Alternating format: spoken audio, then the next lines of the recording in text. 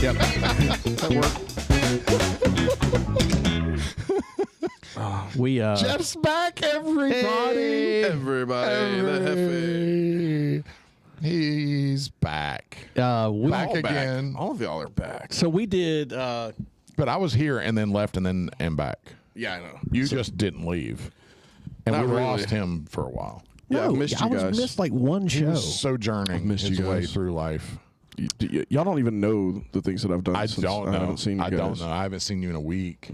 I've got at least 2 bodies under me right now. Yeah, I noticed the teardrop tattoos. If you're watching us on YouTube right now, you might be able to catch. I did, but I lifted it off. Ah, okay. Wednesday. That was Wednesday. Yeah. Go ahead, Jefe.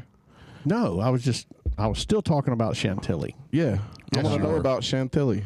Please tell us more. I used to work with a friend of mine on the weekends, and I'd go up there. They did gun shows, and they would go up and sell. They had to sell ammunition at these gun shows, and Chantilly, Virginia, was one of their biggest shows. And so we would drive up like on a Thursday, and we'd work the show Friday afternoon, Saturday and Sunday, and then come back. And I mean, it was a big deal. You know, there was a lot of people there, and there's a lot of money in that area. Any of those surrounding cities. That's what my brother's been saying. Around D.C. and all. I mean, these guys would come in there, and here's what was weird, is very unassuming. Like, these guys would come in, and you always knew who they were because they would show up on Friday. They were there early because they wanted to get before all the good stuff sold out. And I just specifically remember this one guy. He came up, and he was this big dude, and he had this big old beard, you know, kind of grayish in his beard. I mean, I'm talking like a Chris Moore type beard, you know. But he was braided. But he was older. Yeah, he was an older man, and I mean, Mark, he had these raggedy, wore out overalls. Okay, like wore out old Liberty overalls. You know, just t-shirt under. I mean, this guy looked rough. Not rough, just he didn't care. Worn, yeah. Worn. He didn't get up and like get ready to go. He just got up and went. And anyway, he comes up and Like my 8-year-old. he says, he looks at me and he says, I got a list of things here I want.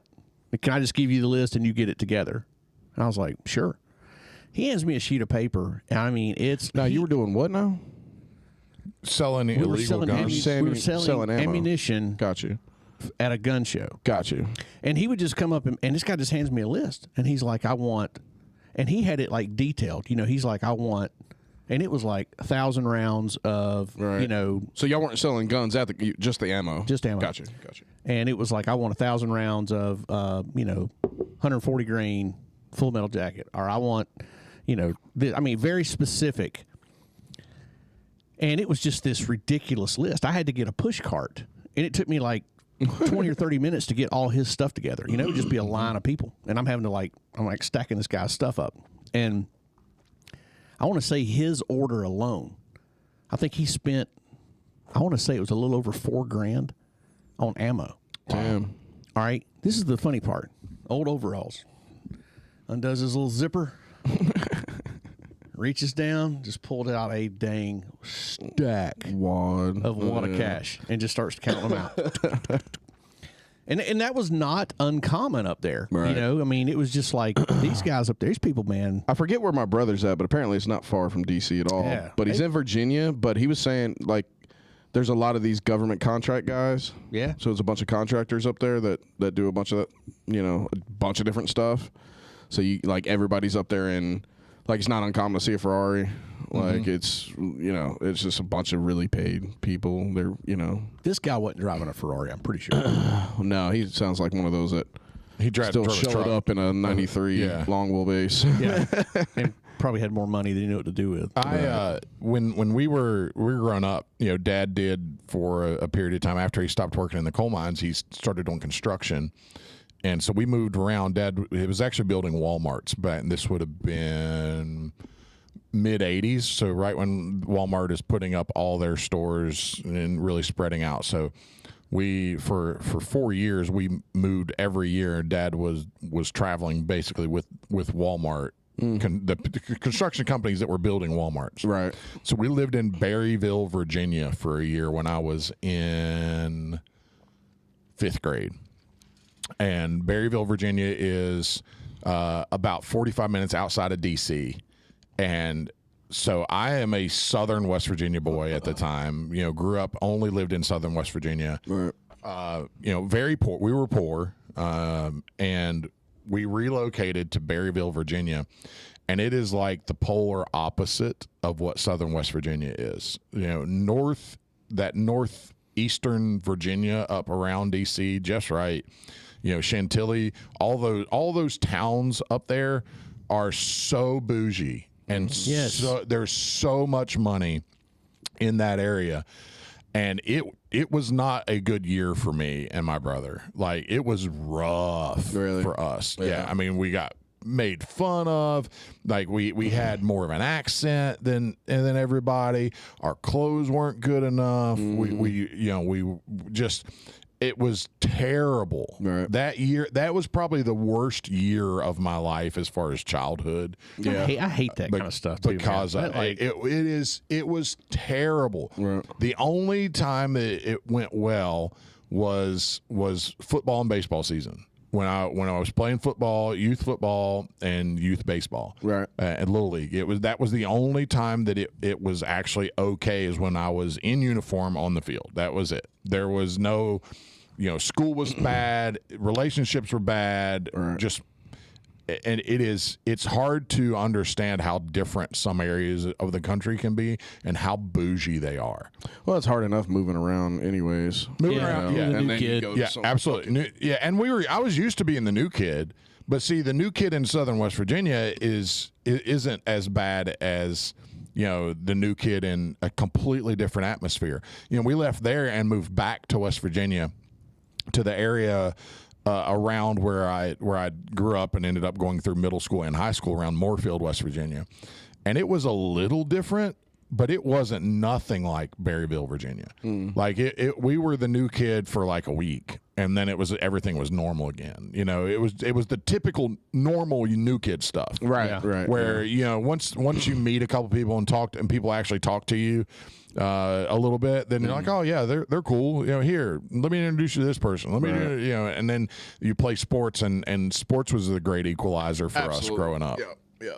Definitely do that. And it really helped us acclimate to all the new schools. But yeah, we changed schools every year from the time I was in second grade all the way through sixth grade. So seventh grade was the last time we changed schools, and stayed seventh grade through 12th grade at Moorefield. Yeah. Mine wasn't super bougie. I mean, I just went from like Powder Springs to Carrollton. There was like a little bit. There were some things about, because it was still a small town feel. Mm-hmm. But in some ways, like, I think I encountered a little bit of bouginess when I got out here. Yeah. I definitely experienced more racism on both sides. Mm-hmm. Like, because Powder Springs, Cobb, all everything, Marietta, Tatt Middle School, Pebblebrook, McEachern, all that kind of stuff. Like, it was a lot of, it's very diverse. Yep. You know what I mean? Yep. So you had some of that where you had what was some of the bougie schools up there? I forget, but I mean, you had some of that, but a lot of the new Paulding County people were fucking ridiculous. But, Yeah.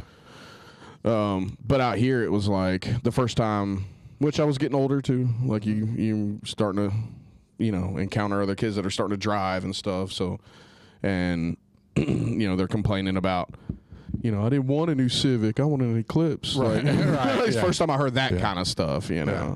I was like, bitch. Which we were good off. Like, we didn't live poor when I was in Powder Springs. Like, we were a new neighborhood, considered, to be like a middle class neighborhood. And Dad was in the car business in the 90s when it was like fucking booming. They'd sell 12 cars in a weekend, one person, stuff like that. Yeah. Jeez. And, Dad was on the rise, Yeah. And then we went from that to fucking having nothing. Yeah. Oh, here, me and Mom. So, dirt road life.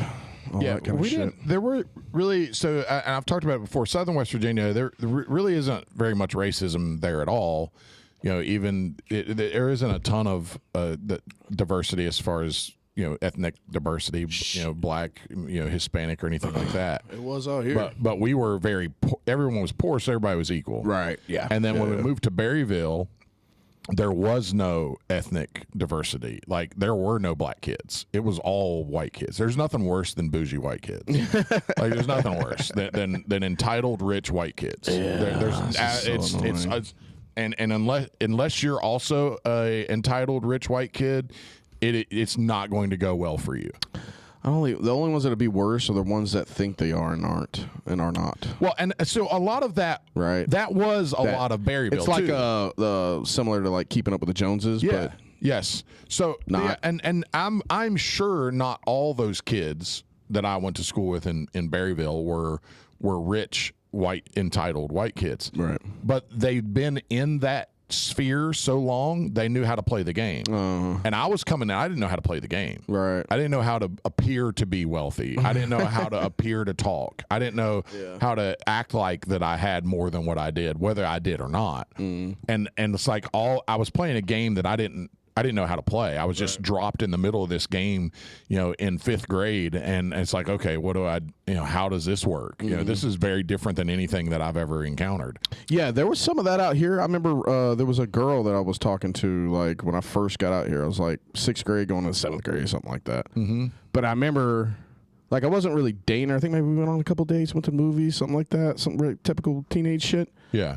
But I remember, like, me and Mom were on Rome Street, right in the middle of town when we first got here.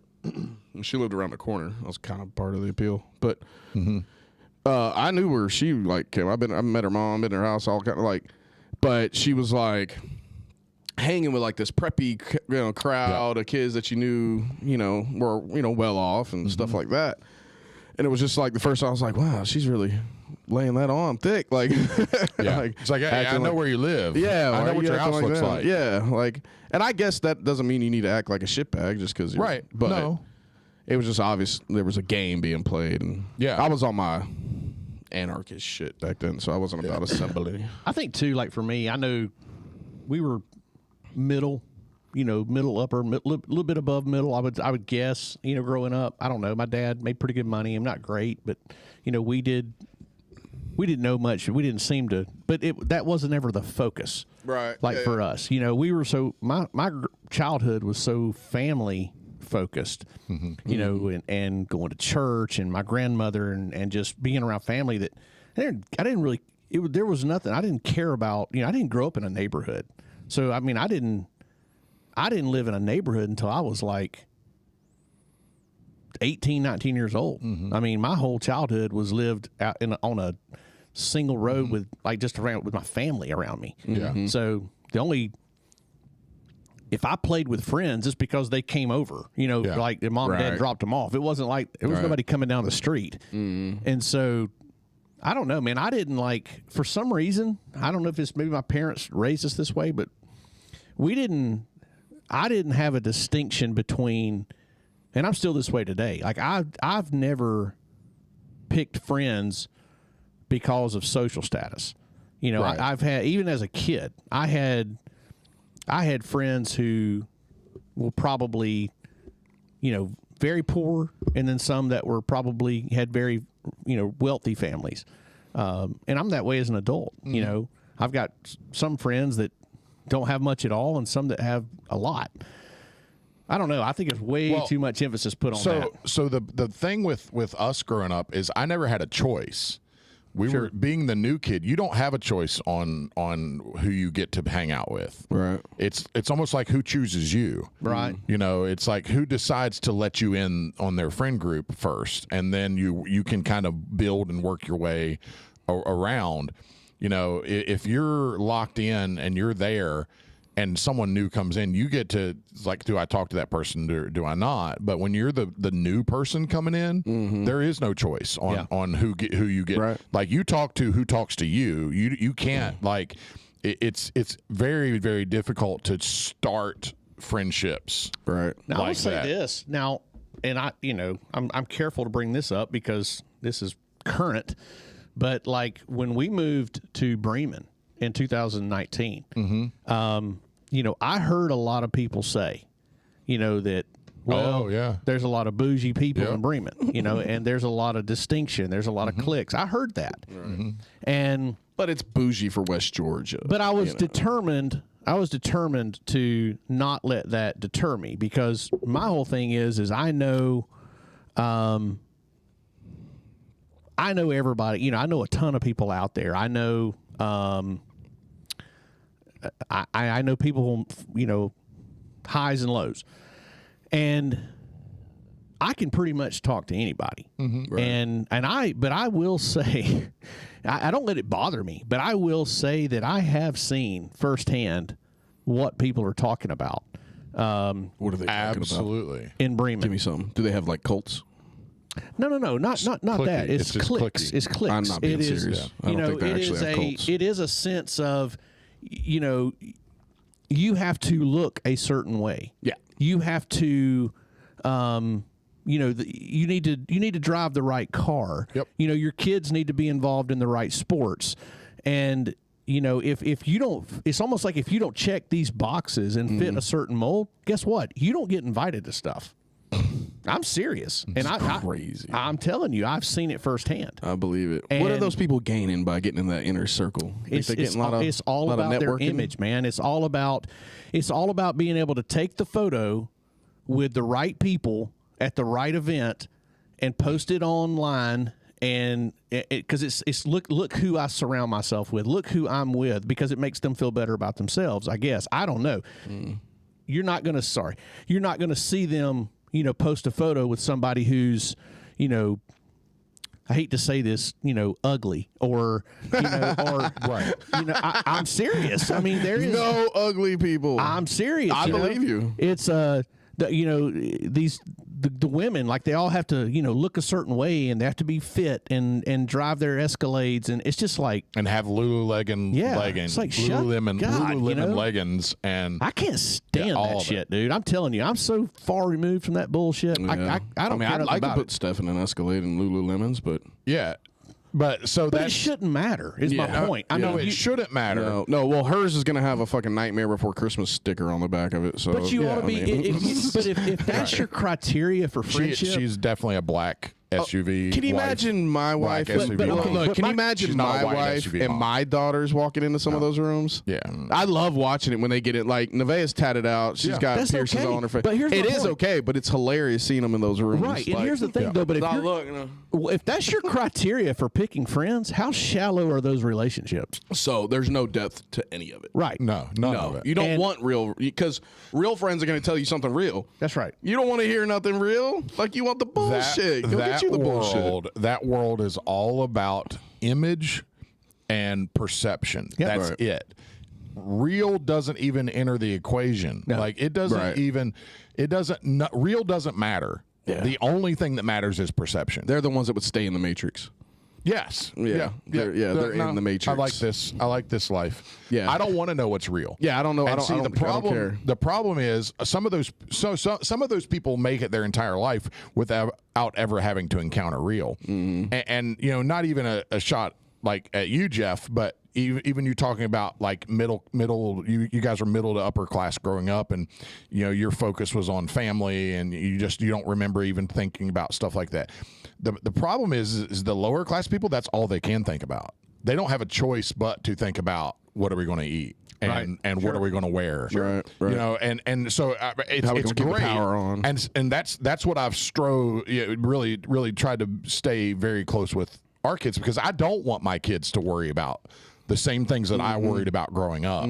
I want them to have that life that where they can never where they don't remember not having groceries, Right. where they don't remember the power getting shut off because of, you know, something other than a thunderstorm rolling through. Right. And it makes it, you know, and that's where the middle upper class that are genuine people like you, Jeff, you know, those kids, they can't understand because they're immune to it because their parents cared about them and they loved them, and my parents loved me too, but we didn't have the same relationship because mom was working 2 jobs and dad was working, you know, long hours, and we didn't have cars, and that would run, and I couldn't afford to go to the games and to go on the. I mean, I don't know how many field trips I missed going up through school just because we didn't have $15 to send for a field trip. Right. You know, and my kids, they never have known that. That's not anything that they've ever had to encounter. And I've made sure, though, that I try to teach them, hey, not every kid gets to do this. Not every kid has these same things.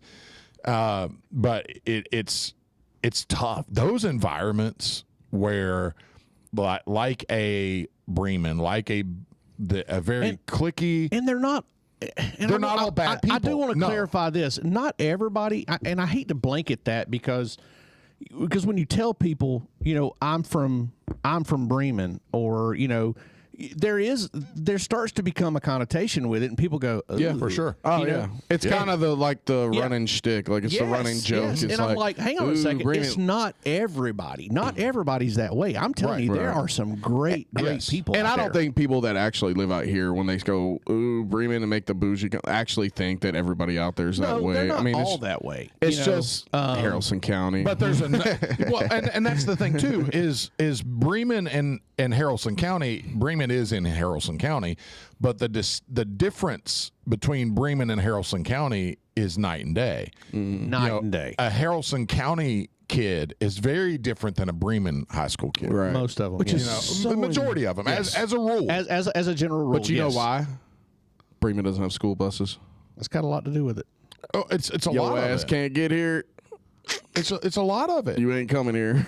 No, you got. It's a city school. You walk, or your parents drop you off. You have to have and you have to have parent involvement. Yes, Right. And one of the things we learned that is great. And one of the things we It's not a learned bad thing. was No. like if okay, here's something I figured out real quick. If there is let's say there is a elementary school field trip, I'll give you an example. They took a field trip last year to this playground, and the deal is that at noon, or it was 11 o'clock, whenever it was done, you could just check your kid out and take them home, right? Yeah. All right, think about that. In order for that to happen, you have to have at least one parent who has the ability to be there to pick that kid up. In Josie's class, you're talking 25, 30 kids. There wasn't one kid that didn't get picked up.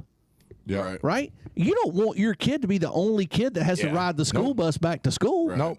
That's right. Yeah, So- Mount Zion does that. I mean, But there's always enough, but it's not awkward. Yeah, there's like probably 5 to 10 kids that probably aren't going to get checked out. You know, And it's but just- we it's would always go crazy, just man. because. I mean, You know? if I couldn't make it, Steph would make it. Yeah. You know, but I struggle with that with Dominic because he has had it pretty good. Nothing like his sisters, and which I'm thankful. Neither one of them really remember much of the times I remember because it's still burned into my head. Yep. You know, had hit the soup kitchen line. Yep. And that was the worst feeling I've ever had in my fucking life. I mean, I was in tears, fucking standing. I was like, this won't fucking never happen again. I promise you. Yep. And I don't think we've ever had like the bills not paid, like the rent or the power or anything like that. We've always had power.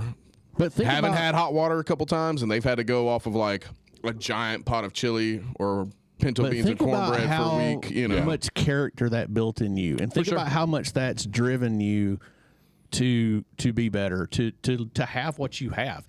I mean, I do think there is something to be said about.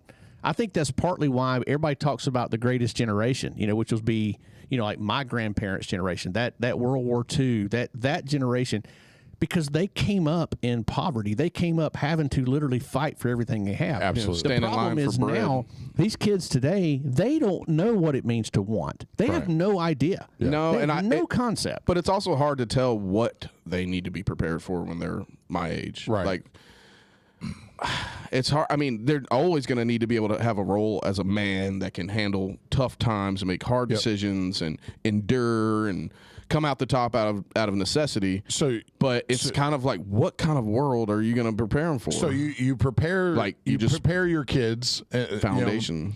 boys or girls. You prepare them for leadership is what you prepare them for. Yeah. You prepare them to be able to make hard decisions in hard times, and you orchestrate in situations into their life that where for them they have to make a tough decision, right?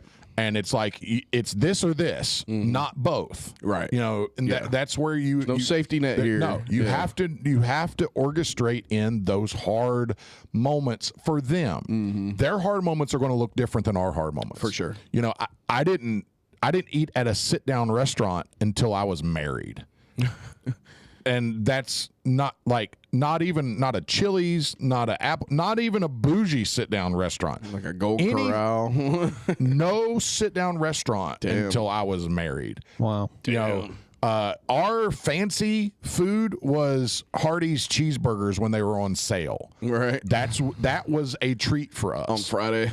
Yeah, that was right. Friday evening. Right. Yeah. That was a treat. You know, they used to be like 39-cent hamburger, 49-cent cheeseburgers, so much whenever. And that would be Dad would go through and order 10 of them. Yeah. And we would, the family would, that would be us, and we would get it through the drive-thru and go home and eat it. Shit, we were fucking gluttonous. I remember my dad and my brother Joey in the middle of the night, like 11 o'clock, was like, we're going to make sandwiches. Yeah. And we're like, oh, okay, let's make sandwiches. No. They were going to the grocery store, whatever was open, and they were buying like a bunch of stuff to make like deli style, fucking subs, you know? Actual sandwiches. Yeah. And then other times, I remember going with my dad where we would have to go to 4 different places to get everybody's order for the house, just stupid shit like that. Like stupid, spend way too much money. I remember having an argument with one of the boys at it was might have been Outback or a nicer mid-level restaurant, right? Outback or Longhorn, something like that. I remember having an argument with them about why they couldn't get an adult meal instead of the kids meal when they were like 10 and 9, you know? And it's like what I wanted to, and in that moment, it's like I had this life flash. It's like, wait a minute, you little sorry piece of crap. I didn't even know what it was to eat at a place like that until I was 20. Okay, so and here you are, too bougie for the kid steak, the 6-ounce sirloin on the kids, the dino bites on the kids meal. You want a 14-ounce ribeye. That's how they're conditioned. I mean, but a lot of that is our fault. You know, it is how we raise them.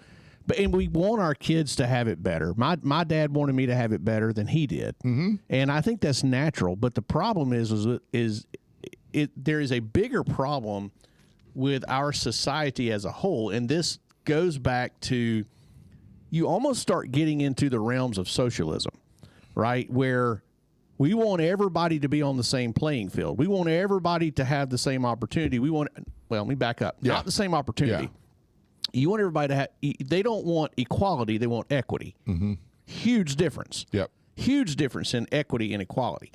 And the problem is now everybody wants everybody to be, they want the same equity, right? Doesn't matter what it takes to get there. It doesn't matter if you have to take it from one and give it to another. We just want everybody to be on the same level.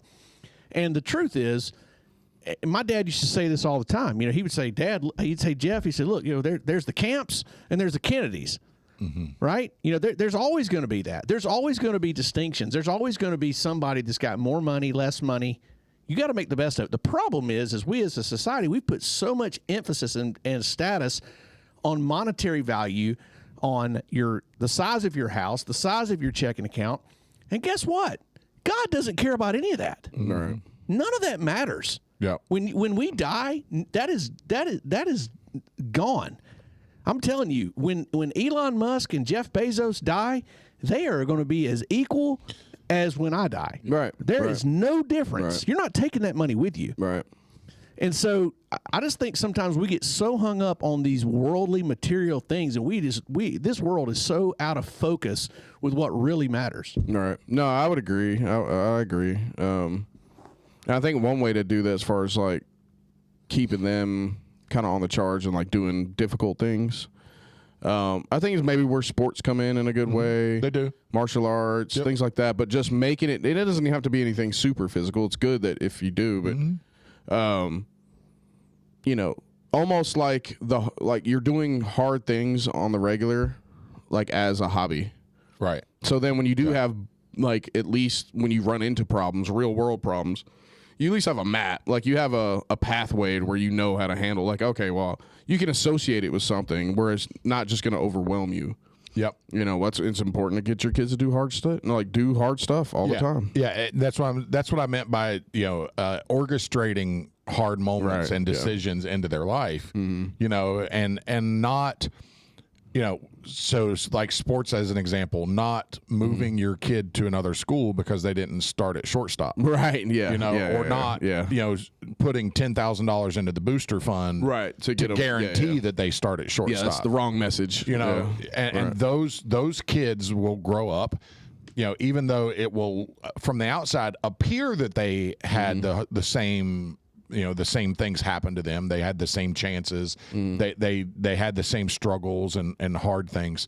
From the complete outside, from the inside, that child never has had to make a hard decision. Every decision's been made for them. Right. And if it wasn't going to go their way, they stacked the deck so that they could guarantee that it would go their way. And told them the whole time that they earned it and that they, which is devastating when they find out otherwise. They lie to their kids. Right. And say that they earned it. Say, hey, you're the best. You're the greatest. You're awesome. This is you're the best shortstop in the county. You deserve this spot. And they don't deserve it. Right. Nobody deserves anything. Well, except for an opportunity to go try and go be what you want to be. Right. And kind of to Jeff's point, like making sure a kid knows how to be competitive, but not comparing himself to somebody that, like, we all have different starting lines. Like, it's, some kids, and especially kids, like, they develop different. Like, some will spike up. Well, there's, they prolong the growth spur. They. When it happens. Yeah. I mean, like, just because they grow 2 years earlier than somebody else. Right. You're failing right now doesn't necessarily, it doesn't etch it in stone that you're going to be here forever. And that's why I think jiu-jitsu is so good. For kids. Well, I think wrestling does the same thing. I think, but definitely jiu-jitsu. I think wrestling has a good thing because it's like in the program, it's in the school, and if you have good coaches, like you can implement good philosophy where they're not just punching each other on the mat, or parents are fighting on the mat and all that stupid shit, and giving Tom DeBlau something to post, with a humble brag here and there. But you do see a lot of it, and I think it's because it's a combat sport and people are missing, some sort of philosophy behind it, There's to steer kids, like you're steering young men here. There's real physical implications in it. Right. That could make you know that I am not as good as this guy. Right. Like there's like in wrestling, when you can't get up in wrestling, like I don't know how many kids that I've seen mentally just break because they just can't get up. Yeah. Like they want to get up. They're trying everything they can to get up, but the kid on top is just better than them. And it looks like he's not even trying. Right. And kid on bottom just breaks. I've watched the boys break kids. And then it's a huge job, parents, coaches, and all, to figure out a way for that kid to keep going. That's right. Because if you let him chill now, you have just ruined him. If you let him quit, if you let him quit and walk away, now. He's done. He's done. Now this is what he'll associate hard shit with every time. He'll look for a way out and he'll just quit. And that's one of the rules that we had is that if you start a sport, you finish the sport. Absolutely. You finish the season. Absolutely. Whether you hate it, like it, whatever you do. It better be an injury. If you got to quit. You're not quitting. You don't just quit a sport. That's if you start it, we'll start anything, but you can't quit. Right. So the parents that let their kids quit or that pull their kids out or move their kids to the schools, those parents, especially when they don't like something and it has nothing to do with the kid's well-being or safety, or you're not being terrible to them. Like it's not about you, lady. It's just about them. Quit making it about you. Their Timmy is better than your Johnny at 154. Okay, he's a better 154 than Johnny. Timmy graduates a year earlier. So we can either let Johnny grow, or you can wait, or you can Johnny work started harder. 2 years ago. Or he can just keep working and keep pushing, and everyone will get the opportunity. Right. Everyone. I am a firm believer that you will get if you do the right thing. you will get your opportunity to shine. And when that opportunity comes, if you take it, everything will fall into place. Right. Regardless, if you work hard enough, if you do the right things, if you check all the boxes, you will get the opportunity to do what you need to do, or you will be able to find that opportunity in whatever you're doing. 100%. And so, but you can't quit, and you can't make it easy, and you can't say, well, this school over here doesn't have a 154, or the 154 they have is not as good as my kid, so I can take him and send him over here and then ruin that kid. Well, right? The easy thing to do is try to find a way out. Like, you can always find a way out. Truly, if you want out, you can just be fucking out. Transfer from, I know people that have transferred from the Bremen schools to Carrollton City, and they'll say it was for better opportunities. Was it better opportunities? Right. Better opportunities for your kid to play, or better opportunities for you to feel recognized. Right. Yeah. Why don't you try to do the hard thing and figure it out? Earn And it. find a How about reason earn to it? keep going instead of finding a reason to quit. Yeah, and I'm not talking about, like, I know there are some coaches that I wouldn't want my kid to play for. Like if I get there, Yeah, but I'm probably and going to I be see, preemptive. but that's right. But if they hire a coach, Right. and he's just a dirtbag, Right. and is not doing the right thing, then I wouldn't want my kid to, there are some coaches I would not want my kid to play for. For sure. And if that's the case, I've played for shitty coaches I have growing to. up, and that something like that, I can see then, making that evaluation. Like, what do I need to do? Is it worth it? Because there's some wrestling coaches out there that make their kids cut 20 pounds. Yeah. And it's detrimental to the kids. For sure. And they're only doing it for that short term, gain of their own, not for the kid. Baseball coaches do it all the time with pitchers. Yeah, oh absolutely. My God. It's one of my biggest pet peeves is it's they will fucking kill a kid's arm, and by the time it starts to pay off, he's done. He's done. Shoulders done, arms done. He's done. He's never going to make anything out of all And this whole just, time. That's dumb. That's stupid. And I would not let my kid be in a position where he's going to be damaged. Right. But outside of that, there's very few things reasons that I would look to. Yeah, I'm not going to give somebody a way out. I'm not going to hear my kid say, if we boil it all down and it comes down to it's hard, or you just don't like it, well, none of those are good enough. I'm sorry. You're going to keep going. Yep, that's right.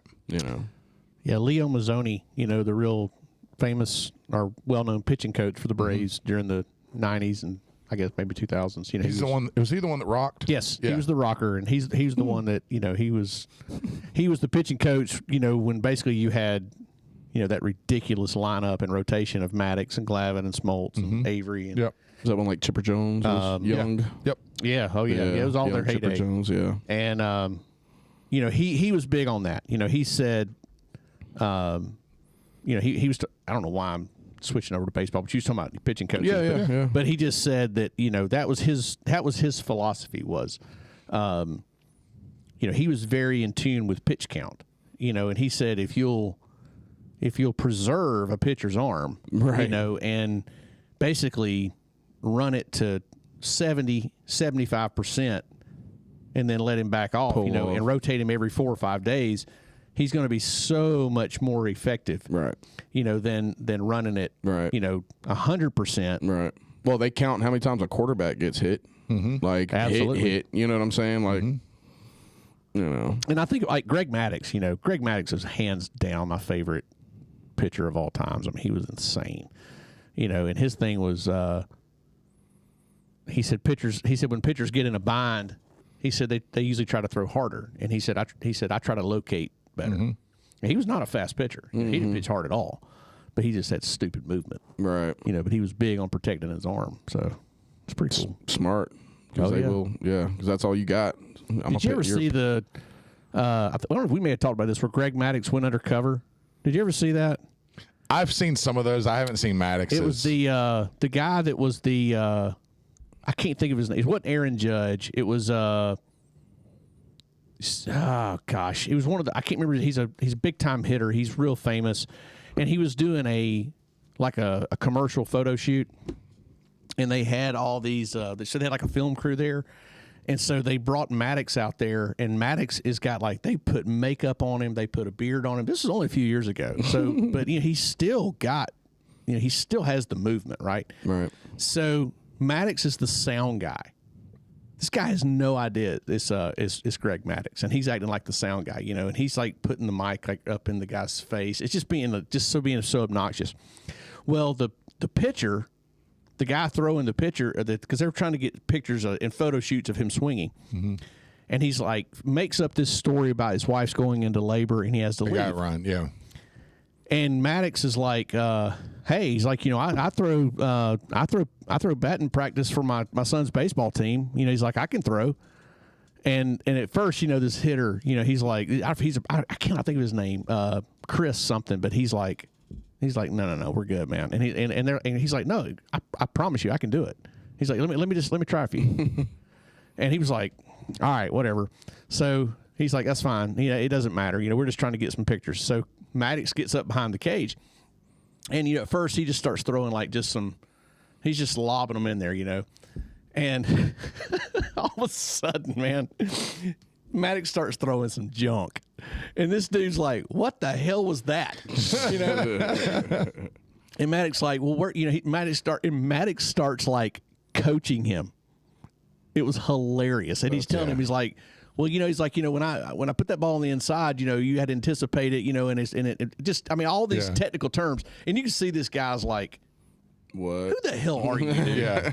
And like he starts throwing, and he starts like making this guy look like a fool. Yeah. Like he's dropping like some dingers in there and just movement, and this guy's swinging. This guy's laughing. He's like, who the hell is the sound guy? Yeah.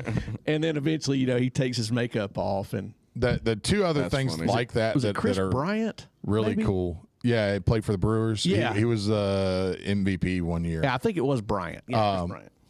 Eli Manning did something the same thing Yes. he went to college. So he had been Like he was the new MVP. recruit. Yeah, they gave him longer hair, shaggy hair, and he comes in, and he was like this walk on that was going to come in and just try out basically, and then all of a sudden he's just throwing dots all over the field, and everybody's like, "What is just what this is cannon, this? and Oh, man, it's lucky. Just lucky, bro. The guys that are like really competing for the quarterback position, you can see on their face, they're like, "Oh, what the heck?" Yeah, we're screwed." Yeah, it's And then funny. the other one is the weightlifter. Have you seen the janitor weightlifter? Yes. Those are Who fun. is that guy? Artilly or something. He's some solid dude. solid. These guys are maxing out on deadlift, and he like one hands it. and he just like picks it up, carries it around, sets it down to mop. Yeah. Yeah. Mop where they're at. Yeah. And they're just like, What the crap, dude? And he's got like the full onesie on. Yeah, the jumpsuit. Yeah, he's got the jumpsuit. Yeah. So you can't. You can tell. You can see it in his shoulders. Yeah. A little bit. I would be skeptical hippoing with him because you can tell in his shoulders. It's hard to hide those when you're in that jumpsuit. Yeah, but he doesn't give him a Chris Bryant. chance. Like he just walks up. Yeah. He just walks up, doesn't give him a chance. Like if you look at him like, why are you in a janitor suit right now? Yeah, I know, right. No, What are you doing? Like, can I move? It's some Eastern Bloc guy. Yeah. Can I, Like, to move? you're in your headphones. You're on a bunch of creatine and pre-workout. Like, yeah, sure. He's like, can I try? Can I? There's not enough weight. So he puts on another 45 on each side, and they're like maxing on deadlifting. Yeah. And he's like, it's probably. It's probably like 495, I think, is what one of them was, and he throws another 45. It's another 90 pounds on top of it, 585, and he just like picks it up, sets it down, picks it up, sets it down, picks it up, walks over here with it, sets it down, mops, picks it back up, walks back. Thank you, just walks away, and they're just what the hell? They're just stuck. Yeah, that's funny. great. Yeah, well, boys, it's been a good one. Yeah, Jeff, it's been good to have you back, buddy. It's good to have the trio. Well, going. Thank you for being back. For not just like leaving traveling us. and it's been a lot. Yeah, It's nice having been you to back. the Middle East. Yeah. Yeah, Had to go thanks. over and fight Hamas. Yeah, trying to helping all the refugees and displaced people. Left there, went to Ukraine, Oh yeah. fought the Russians a little bit. Oh, that's why they while they got in, while they just had they took over something, huh? Yeah, I had to help them get some stuff in line. Makes sense. Makes I sense. wasn't there, but a couple days. But Bruh. Shouldn't, yeah. back. I mean, like, who's here? FA's It's here? probably wherever you went, all the Middle East, desert, Saudi Arabia is probably not as hot as what Phoenix was last week. Yeah. I hate it. It's so hot out there. But it's a dry heat. You're not a friend. Yeah, it doesn't matter. You need a I'm gonna shirt that punch you in the says throat dry heat. but if you it's a say dry that. heat. Yeah, it's terrible. It doesn't matter. Somebody's You do made need a that shirt that T-shirt. says dry heat. I'm sure it's awful. So then I made the mistake. I have to go back out for one more week next week. So I made the mistake of looking at our forecast here. Next week, it's beautiful, by the way. Yes. I know. It's going to be cooling off. It's in the 70s and 80s, Okay. down into the low 60s at night. It's beautiful. 50s, high 50s, 60s at night. Fall wind coming Beautiful. in. And then I looked kinda at depressing. And then I looked at Phoenix's forecast for the next week. 111 3 days in a row. You have to go back next week? Yeah. Golly, how often do you have to go? What the fuck? So this isn't. It's not my site, yeah. but I am triaging it for another RVP of our company. Okay. It's struggling. So I've never been there, and I probably won't have to go back ever. But it was struggling. Are you making it as so they never want you back? There might be a couple people that never want to see me ever again in their life. Like some of them, most people love me, but there might be a few people that Like, y'all know it's 111 degrees. I ain't playing today. Okay, so you know what? You know what the worst part of being so hot out there is I can't wear we all know I love wearing shorts. I love my shorts. We definitely do. Okay, I love my shorts.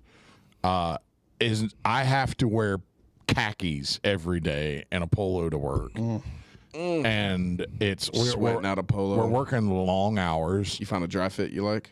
I do. I have a few that are really good. Yeah. It's a lot. You know, I'll have the under boob sweat. it's so bad out there. But that's one of the worst things is I have to be in pants all week. Are you outside very much? Is it like warehouse stuff? I mean, So it's a distribution center. It's a Williams and Sonoma saying distribution is center. it air conditioned in the warehouse or no? Somewhat. Somewhat. Yeah. Okay. It's not just full heat. It's not 120 in there, right? No, it's Yeah. it's in the upper 80s in the warehouse. Oh, wow. It's still warm. really really hot. Yeah. And then every time you walk out, it's like you walk into an oven. Day or night, doesn't matter. Doesn't matter. That would be frustrating. Day or night, does Probably not does. matter. You probably can't even get in the swimming pool because the swimming pool's probably hot. No, Probably. swimming pool is hot. Yep, swimming pool's hot. Everything is hot. Cars, like just rolling your window down at like Starbucks to reach out and get your coffee ruins the air conditioner in your car, and it takes another 3 or 4 minutes just to cool down in your car again. So you like have to have you roll it down just enough to yell, "I'd like a venti caramel macchiato, please." Roll it back up and go pick it up. Yeah, double iced, and then roll it down just long enough to reach out. Give them payment, reach out, and grab it, roll it back up. So you're trying not to kill your air conditioner. Yeah, it's terrible. Boy, I bet you sell a lot of Freon out there. Bro, the weird thing is and that's what I'll tap out. There's some psychos. I'm gonna tap out with this. There's some psychos that are out there. Makes bro. sense. It's Arizona. There's some weird people. Yeah, I Do you was. see people on that- jogging? You're on that. So I saw some people Jesus. jogging. I did. Really? I did see some people jogging in the evening, nonetheless, like at 7 o'clock at night, and it's still 108 degrees outside. Ugh. But there's people out there that driving down the road with their windows down, just 10 and 2, staring straight ahead, windows down, 111 degrees They're outside. not smoking weed or nothing. Not when I watch it. I'm looking at these people as I'm driving by. I'm like, what is wrong with you? Who hurt you? They're probably used to it. Yeah. How do you get used What if their to air? it? What if their air doesn't work? It might not, but there's a lot of them that do They're it. like, I'd rather just have They're wind. Just gonna eat it. Stone face, just like, That's how you get those Western. maybe I need to do it. Western. Maybe yeah. that's the what I need to do this week, and I'll report back next week. okay. Maybe Try I it need without to the AC. just windows down, no AC, and just like Route 66. just grit it and just go. Chewing on a tumbleweed. Yeah. All right, I'm gonna tap out with this question Fuck yeah. to each of you. It's not gay. Had you rather live? Hits with a would you rather question? Yeah. Would you rather live in a ultra hot climate or an ultra cold climate? Hot. Okay. I lived in cold. I hate cold. Yeah, I don't want to deal with the cold. I can be hot. So 111, like the opposite of that is below freezing. The last year that we lived in Indiana, Because ultra cold is. yeah. So the last year we lived in Indiana, it didn't get above freezing for something like 37 days. Did not get above 32 degrees it was over a month. It was like all of January and a little bit of December, a little bit of February. And I remember going out and driving to work. I had to get up really early and driving down the road and thinking I had a flat tire because the tire froze with just a little bit of an indent in it. Yep. And it was thump, thump, thump, thump, thump, thump, thump until I drove far enough that the tire warmed up and got round again. Yep. That's too freaking cold, Too Jeff. cold.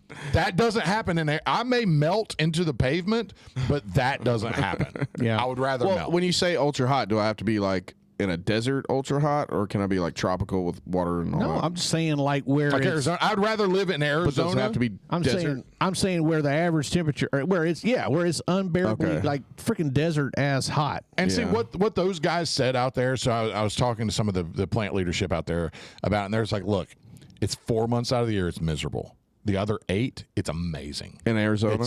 That makes sense. They said it's amazing. 4 months out of the year, it's god awful. And he said like in the north, he said, when you're in the north, people don't go outside during the winter and people just kind of hibernate for those months. Yes. He said that's summer down here. Right. He said nobody grills out, nobody does any outdoor things. They go into their cave and they wait. You go into their AC and wait. Yeah. And he said as soon as he said late October, from that point on, it's beautiful. It's amazing. You can do whatever you want outside the whole rest of the year. So that's the why behind it. Someone probably got there in those 8 awesome months, Right. and they made it through 8 awesome months. They're like, man, this is fantastic. And they got hit with those 4, like, They probably got there in February and like, this is great. this is great. Yeah, they're And probably then, from Colorado. then by the time they get to the 111, 120, whatever it is, they're like, yeah, but those last 8 months are really good. Yeah, I don't want to deal with like, oh, I tripped and broke my ankle, so now I'm gonna freeze to death. No, Like, no, no, I think I'd rather stroke out in the heat. Yeah, me too. You know. Me too. What about you, Hefe? Which one? What would you go?